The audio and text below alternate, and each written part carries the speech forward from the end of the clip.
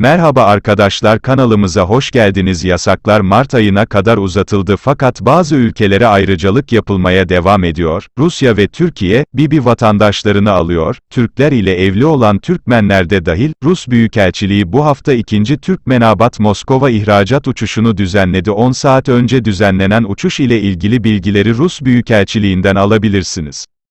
Yani Rusya'ya bundan sonra ne zaman uçuş olacak diye sorabilirsiniz. Türkmenistan'da yasaklar Mart ayına kadar uzatıldı.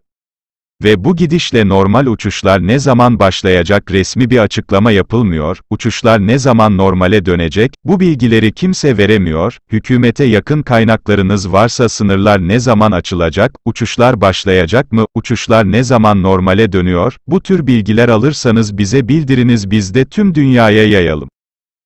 Türkmenistan'daki Rus Büyükelçiliği 30 Ocak'ta Rus Havayolu S-7'nin ikinci ihracat uçuşu olan 8536'yı bu hafta düzenledi. Uçuştan 172 kişi yararlanabildi. Büyükelçiliğin web sitesi bunun hakkında bilgi veriyor. Bu, iki ülke arasındaki normal uçuşların geçici olarak askıya alındığı Mart 2020'den bu yana Türkmenistan'dan Rusya'ya 7. uçuş. 25 Ocak'ta 177 kişi Türkmenistan'dan Rusya'ya S-7 havayolları uçağıyla nakledildi. Kanalıma abone olmayı ve bildirim zilini açmayı unutmayınız.